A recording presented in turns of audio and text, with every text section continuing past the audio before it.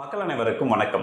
இன்னைக்கு பைசா மாஸ்டர் தமிழ்ல நம்ம எப்பவுமே செவ்வாய்க்கிழமை கம்ப்ளீட்டா கமெண்ட்ஸ் பத்தி மட்டும் தான் பார்ப்போம். மற்ற நேரங்கள்ல மார்க்கெட் பத்தி பேசுவோம். கம்யூனிட்டி மெம்பருக்கு ஒரு சில விஷயங்கள் சொல்லி ரெண்டு பாயிண்ட் சொல்லிடுறேன்.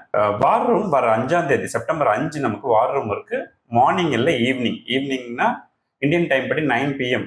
Okay, 9 PM to 12. ஏன்னா இந்த மாதிரி கத்தார் இந்த மாதிரியான மக்கள்லாம் இருக்காங்க இல்லையா, அந்த பகுதிகளுக்கெல்லாம் ஈவினிங்ல வைக்கும்போது கொஞ்சம் ஈஸியா இருக்கு அப்படின்னு சொல்லியிருக்காங்க.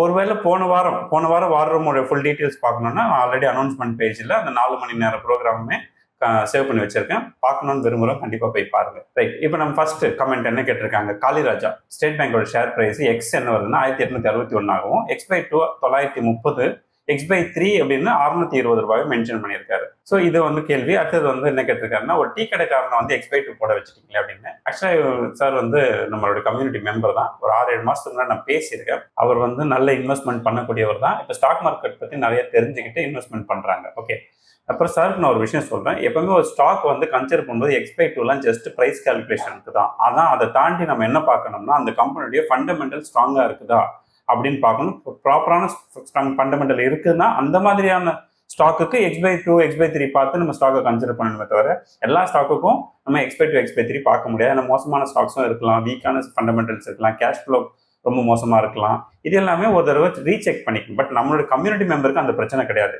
ஏன்னா கம்யூனிட்டி மெம்பரை பொறுத்த வரைக்கும் நீங்க 3.5 ஸ்டார் ரேட்டிங்க்கு மேல இருக்கக்கூடிய ஸ்டாக்ஸ் தான் கன்சிடர் பண்றீங்க அப்படின்னா, உங்களோட 3.5 ஸ்டாருக்கு மேல இருக்கக்கூடிய ரேட்டிங்ல நாமளே அதெல்லாம் வெரிஃபை பண்ணி அந்த ஸ்ட்ரென்த் எல்லாம் போட்டாச்சு. ஓகேங்களா? ஸோ அந்த ஸ்ட்ரென்த் எல்லாம் போட்டுட்டதுனால நீங்க கவலைப்பட தேவையில்லை. பட் அதர் தன் தட் கம்யூனிட்டியில் இல்லாதவர்களுக்கு சொல்றேன், அந்த கம்பெனியுடைய ஃபண்டமெண்டல் ஸ்ட்ராங்கா இருக்கணும். எக்ஸ்/2 போட்டேன் பட் அதை பார்க்கலன்னா ஆப்வியஸா அது பிரச்சனை. ஒரு ஷேரோட பிரைஸ் ஐடென்டிஃபை பண்றதுல தான் நமக்கு இது ஹெல்ப் பண்ணுமே தவிர ஃபண்டமெண்டல்ஸ்க்கு கிடையாது. ஸோ அவருடைய கால்குலேஷனை நம்ம திரும்ப ஒரு தடவை போட்டு பார்ப்போம். ஓகே, இன்னைக்கு அதோடைய புக் வேல்யூ 674 ரூபாய் இருக்கு. ஒரு 13% இயர் ஆன் இயர் growth வருது அப்படின்னு நினைக்கலாம். நான் என்ன நினைக்கிறேன்னா, இப்போ அது இன்னுமே பெட்டராகவே பெர்ஃபார்ம் பண்ணணும். கிட்டத்தட்ட 16-17% கூட பண்ணும் அப்படின்னு நான் நம்புறேன். நம்ம அவ்வளோ எடுத்துக்க முடியாது, கொஞ்சம் கம்மியாக கன்சர்வேட்டிவாக எடுத்துக்கிறது தான் நல்லது. ஸோ நம்ம என்ன பண்ணுவோம்னா, என்னோட ஐடியா 14 to 15% அப்படி மாதிரி வைப்பேன் நான். இப்போ கால்குலேஷனில் நான் 14% வைக்கிறேன். 14% இயர் ஆன் இயர் growth வச்சு எனக்கு எக்ஸ் என்ன வருதுன்னா 1947 ரூபாய் வருது. அவருக்கு எவ்வளோ வந்திருந்ததுன்னா 1861. ஸோ ஒரு 100 ரூபாய் தான் டிஃபரன்ஸ். அப்போ நம்மளுடைய எக்ஸ்/2ங்கிறது 973 என் கணக்குக்கு, அவரோட கணக்குக்கு 930 ரூபா வந்திருக்கு. அப்போ என்ன கணக்கு வச்சிருக்காருன்னு பார்த்தோம்னா, ஒரு 13% இயர் ஆன் இயர் growth எடுத்து பார்க்குறேன். எக்ஸ் வேல்யூ 1863 கரெக்டாக அவர் போட்டிருக்கிற கணக்கு. எக்ஸ்/2 அப்படிங்கிறது 931. அப்போ நம்ம என்ன பண்ணணும்னா, இதுக்கு கீழே வந்த சமயங்களில் பெட்டராக கன்சிடர் பண்ணியிருக்கணும்.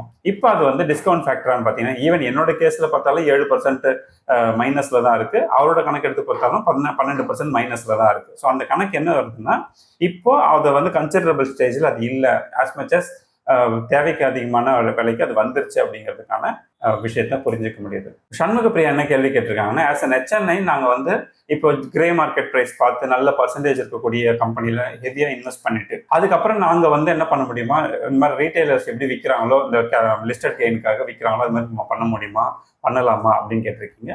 நம்ம ஜென்ரலாக கம்யூனிட்டியில் IPO பற்றிலாம் டிஸ்கஸ் பண்ண மாட்டோம். ஜஸ்ட் ஒரு நல்ல கம்பெனி அப்படிங்கிறத விஷயத்தை தாண்டி பெருசாக திங்க் பண்ண மாட்டோம். பட் நீங்கள் கேட்ட கேள்வி ரைட்டு. ஆஸ் அன் HNI நீங்கள் வாங்கியிருந்தாலும் கிரே மார்க்கெட் ப்ரைஸில் பார்த்து தான் வாங்கியிருக்கீங்கிற பட்சத்தில் உங்களுக்கு இப்போ லாபத்தில் இருக்கீங்க, ஒரு 36-37% ப்ராஃபிட்டில் இருக்கீங்க அப்படிங்கிற ஐடியாவில் நம்ம ஏன் அதை எக்ஸிட் கொடுக்கக்கூடாதுன்னு நினைச்சிங்கன்னா, ஒருவேளை உங்களோட மைண்ட் செட்டை சொல்கிறேன், அப்படி நினைச்சிங்கன்னா பண்ண முடியுமாங்கிற கேள்விக்கு எஸ் பண்ணலாம். அதெல்லாம் ஒன்றும் பிரச்சனையும் கிடையாது. உங்களுக்கு எந்த லாக்இன் பீரியடோ அந்த மாதிரி விஷயங்கள்லாம் உங்களுக்கு கிடையாது. You can go ahead. ஏன்னா ஒரு ஸ்டாக் இப்போ IPOவில் இருக்கிற எல்லா ஸ்டாக்கையும் நம்ம கன்சிடர் பண்ண ஆரம்பிச்சா நம்ம போர்ட்ஃபோலியோ எப்படி இருக்கும் அதையும் நம்ம பார்க்கணும். இல்லை லிஸ்டிங் கெயின்காக தான் நீங்கள் அதை கன்சிடர் பண்ணுறீங்கன்னா, லிஸ்டிங் கெயின் நல்ல டைமிங் பார்த்து எக்ஸிட் கொடுக்கறது நல்லது. அந்தந்த கேட்டகரிக்கு சரியான P ஐடென்டிஃபை பண்ணி வச்சுக்கோங்க. ஏன்னா சில நேரத்தில் 12 P வரும், அதோட ஆவரேஜ் P 30 இருக்கலாம். அதாவது அந்த இண்டஸ்ட்ரிக்கோ இல்லை அதுக்கோ. அப்போ அது அந்த ரேஞ்சுக்கு வர வரைக்கும் வெயிட் பண்ணி நீங்கள் எக்ஸிட் கொடுக்கணும். ரன் சேனல் என்ன கேட்டிருக்காருன்னா, 20 ரூபாய், 500 ரூபாய், 500 அந்த 1000 இந்த மாதிரியான ஸ்டாக் எல்லாம் சொல்லுங்க. பெரிய பெரிய ஸ்டாக்ஸை சொல்லிட்டு இருக்கீங்கன்றீங்க. பட் நமக்கு சின்ன ஸ்டாக்கா பெரிய ஸ்டாக்கா நீங்கள் இந்த ரேட்டை வச்சு கணக்கு போடாதீங்க. நமக்கு percentage of growth, strength of the company, இது ரெண்டு தான் நமக்கு முக்கியம். அது எந்த ப்ரைஸாக இருந்தாலும். நான் 4000 ரூபாய் மதிப்புள்ள ஒரு ஷேர் பற்றி பேசுகிறேன். நீங்கள் அந்த 4000 ரூபான்னு நினைக்காதீங்க, 400 ரூபான்னு நினைங்க. 10 ஷேர் வாங்குறதா நினைச்சுக்கோங்க. அதுதான் கரெக்டான ரூட்டு.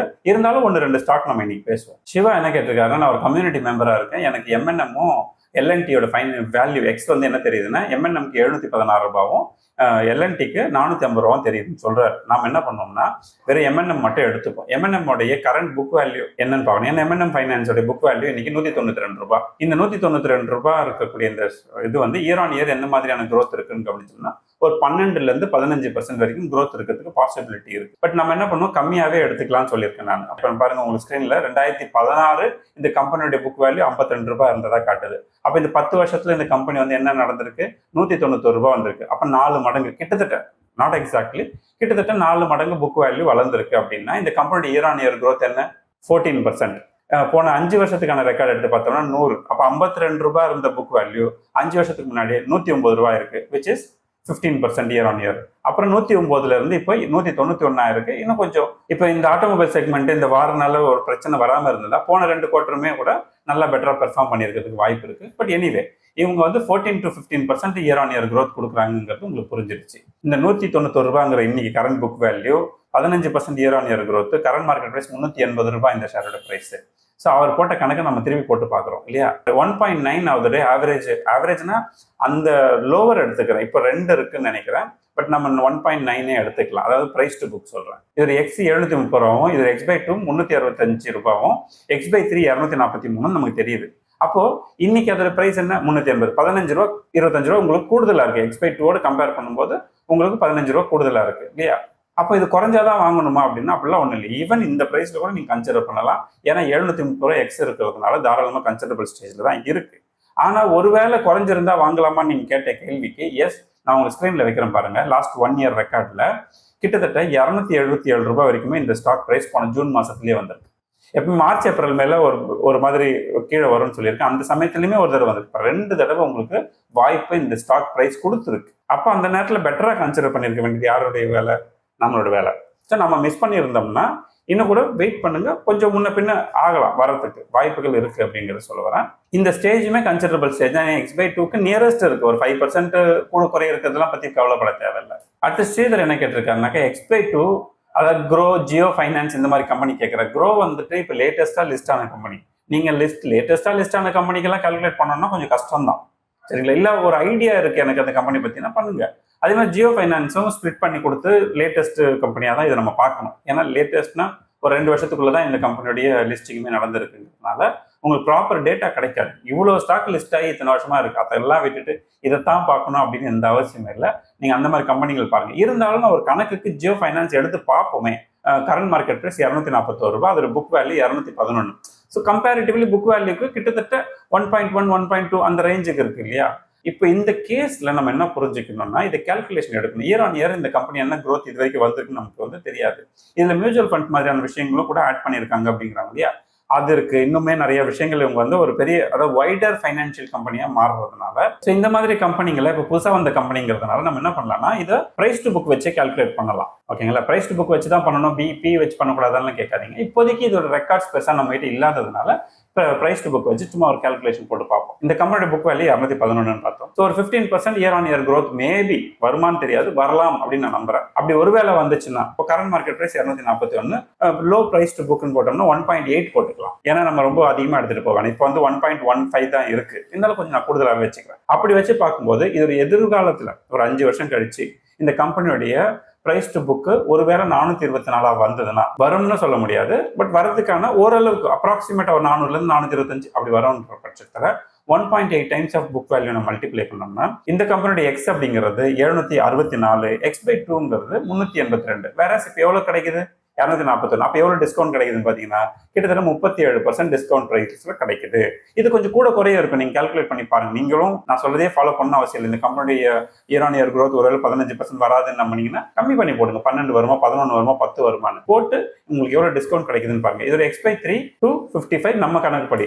அடுத்தது Growவும் நம்ம வந்து கரெக்டா கணக்கெல்லாம் போட முடியாது. இருந்தாலும் இது நம்ம PE வச்சு கால்குலேட் பண்ணி பார்க்கலாம். ஃபர்ஸ்ட் நம்ம என்ன பண்ணோம், புக் வச்சு பண்ணோம். இதை PE வச்சு பார்ப்போம். ஓகே, இதோடைய புக் வேல்யூ ரொம்ப கம்மி, 15 ரூபாய் தான் இதோட book value. So but pin compare பண்ணும்போது உங்களுக்கு 52 வருது இப்போ இருக்கிற பி. ஸோ இதோட இயர் ஆன் இயர் growth எடுத்து பார்த்தோம்னா உங்களுக்கு சேல்ஸ் காட்டுறேன் பாருங்க. சேல்ஸ்ல இருந்தா உங்களுக்கு ஈஸியா புரியும். 904 கோடி ரூபாய் சேல்ஸ். இப்போ எவ்வளவு இருக்கு, 1500 கோடி ரூபாய் சேல்ஸ். அந்த மாதிரி ஒரு வருஷத்துக்குள்ளவே ஒரு டர்ன் அரௌண்ட் பார்த்தோம்னா இவ்வளவு சேல்ஸ் இந்த குவார்டர்லி சேல்ஸ் சொல்றோம். இந்த அளவுக்கு சேஞ்சஸ் நடந்திருக்கு. ஏன்னா லிஸ்டிங் ஆகி கிட்டத்தட்ட ஒரு வருஷம் தான் ஆகுதுங்கிறதுனால நம்ம கரெக்டாக கணக்கு எடுக்க முடியாது. இருந்தாலும் growth பார்த்துன்னு பார்த்தோம்னா கிட்டத்தட்ட 70% மேலே growth நடந்திருக்கிறது நம்மளால புரிஞ்சுக்க முடியும். பட் இதே மாதிரி எல்லா காலத்துலையும் அடுத்த 5 வருஷமும் 70% எடுப்பாங்களான்னு நம்மளால சொல்ல முடியாது. இருந்தாலும் நெக்ஸ்ட் 5 இயருக்கு ஒரு சின்ன கால்குலேஷன் போட்டு பார்ப்போம். இப்போ இதோட earning per share ₹3.94 இருக்கு. இப்போ growth rate வந்து நம்ம அதிகமாக வைக்கலாம், 35-40% கூட வைக்கலாம், தப்பு கிடையாது. ஆனால் அவ்வளோ வேண்டாம், நம்ம கம்மியாக வச்சே பார்ப்போம். கம்மியாக வச்சு பார்க்குறப்போ 25% இயர் ஆன் இயர் growth இருந்துச்சுன்னா இந்த கம்பெனி எப்படி போகுதுன்னு பார்க்கலாம். நான் லோ P1 30 வச்சுக்கிறேன். அப்படி பார்க்கும்போது இன்னைக்கு இருக்கக்கூடிய இந்த ₹204 கொஞ்சம் காஸ்ட்லியான சுச்சுவேஷனாக தான் தெரியுது. ஏன்னா 13% மைனஸ் டிஸ்கவுண்ட்ல இருக்கு. இதோட X/2 ₹180. ஆனால் ₹180 வந்தது, இதே ஸ்டாக்கு ₹180 கீழே வந்தது. அப்போ நீங்க கன்சிடர் பண்ணீங்கன்னா ஓகே. இப்போ 204 வந்து கொஞ்சம் 13% உங்களுக்கு அதிகமான பிரைஸ்ல இருக்கிறதா புரிஞ்சுக்க முடியுது. ஒருவேளை இப்படி போடுவோம், இந்த கம்பெனி நல்ல இயர் ஆன் இயர் இன்னுமே நல்ல பெட்டரா வளரும் அப்படின்னு நம்புறாங்க. ஏன்னா அதுல இப்போ கணக்குப்படி பார்த்தா 70% 80% கட்டுறாங்க. அப்போ நம்ம ஒரு 30% இயர் ஆன் இயர் growth போட்டு பார்த்தோம்னா இந்த கம்பெனியோட எக்ஸ்ன்னு எடுத்துக்கிட்டீங்கன்னா ₹438, X/2ங்கிறது ₹219. வேற இப்போ ₹204 கன்சிடரபிள் ஸ்டேஜ் கூட தெரியலாம். ஸோ அப்போ என்ன தெரியுதுன்னா இது ஒரு ஈக்குவல் வேல்யூ ஸ்டாக் தான். ரொம்ப குறைவும் கிடையாது, ரொம்ப அதிகமும் கிடையாது, ஈக்குவல் வேல்யூ ஸ்டாக் தான். ஒண்ணுமே இல்லை நான் கன்சிடர் பண்ண ஆசை இருக்குன்னா கொஞ்சம் நீங்க கன்சிடர் பண்ணிக்கலாம். ஆல்ரெடி நீங்க கன்சிடர் பண்ணி வச்சிருக்கீங்கன்னா வெயிட் பண்ணுங்க, ஒருவேளை இது கொஞ்சம் கீழே வரும்போது இன்னும் பெட்டரா கன்சிடர் பண்ணுங்க. அடுத்தது ஓபி கேமர் என்ன கேட்டிருக்காருன்னு சொல்லியிருக்காரு, பட் எனக்கு அது கேள்வி புரியல. பட் இருந்தாலும் நம்ம படிப்போம். என்னோட வைஃப் கோல்டு பீஸ்ல இன்வெஸ்ட் பண்ணியிருக்காங்க. எஸ்பெஷலி கோல்டு சில்வர் பீஸ்ல என்ன பண்ணுவாங்க, பை செல் பண்ணுவாங்க. அதுல நல்ல ப்ராஃபிட் எடுத்திருக்காங்க. கிட்டத்தட்ட நாங்க வந்து ஒரு ₹50,000 இன்வெஸ்ட் பண்ணதுல ₹33,000 ப்ராஃபிட்ல இருக்கு, இன்னும் ₹83,000 வந்திருக்கு. இந்த மாதிரி சூழ்நிலையில ஐடிசி ₹5,000 லாஸ்ல இருக்கு. South Indian bank, doctor Reddy, Ashok Leyland, Tata motor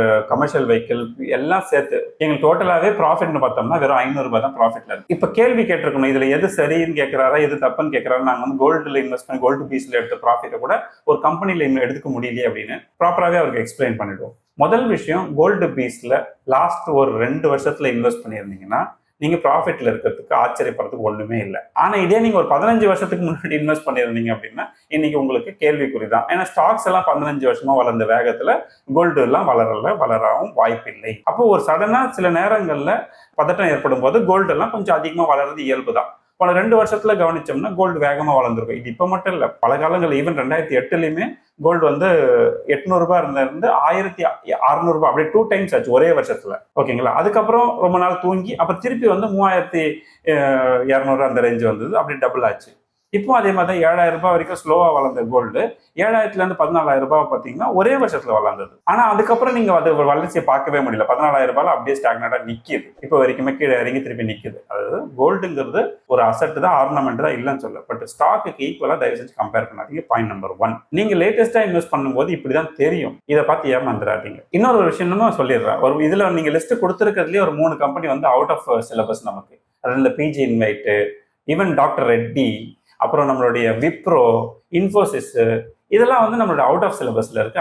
அது நீங்க வச்சிருந்தீங்கன்னா ஆப்வியஸா அதுல இருக்க ப்ராப்ளம் என்னன்னா அந்த சேல்ஸ் இயர் ஆன் இயர்ல சிங்கிள் டிஜிட் growth எல்லாம் நம்ம பார்த்துட்டு இருப்போம். அதெல்லாம் தான் முக்கியமான காரணமா இருக்கும். நீங்க வச்சிருந்தா வேணாமான்னு நீங்க முடிவு பண்ணிக்கோங்க. ஓகே, இப்போ நம்ம இந்த சாகிலிட்டியோட X/2 என்னன்னு NSK கேட்டிருக்காரு, செக் பண்ணி பார்ப்போம். இது இப்போ ₹43 கேட்டீங்கல்ல, ₹100 கீழே இருக்கக்கூடிய ஸ்டாக், அதுல இருந்து தான் ஒரு சில ஸ்டாக் பத்தி பேசிட்டு இருக்கோம். இது ₹43. இன்னைக்கு P 19.8 which is equal to 20. இந்த கேஸ் நம்ம எடுத்து பார்க்கும்போது இந்த கம்பெனியோட ஸ்ட்ரென்த் ஃபண்டமெண்டல் எல்லாம் பார்க்கும்போது இது ஒரு ஆவரேஜ் கம்பெனி தான். அபோவ் ஆவரேஜ் அப்படின்லாம் சொல்ல முடியாது, ஒரு ஆவரேஜ் கம்பெனி. ஓகேங்களா? பட் இப்போ நம்மளுடைய கம்யூனிட்டியோட இதுல பார்க்கும்போது 3.6 ஸ்டார் ரேட்டிங் இருக்கும்னு நினைக்கிறேன். But anyway it's average company தான். இருந்தாலும் இந்த கம்பெனி இப்போ லேட்டஸ்டா வந்து பெரிய பெரிய சேல்ஸ் growth வந்து ஃபாஸ்டா வளர்ந்துட்டு இருக்கு அப்படின்னு சொல்லிட்டு உங்களுக்கு ஒரு ஆச்சரியம் இருக்கிறதுக்கு வாய்ப்பு இருக்கு. இருந்தாலும் நம்ம கால்குலேட் பண்ணுறது X என்ன X/2 என்னங்கிறதையும் பார்க்கலாம்.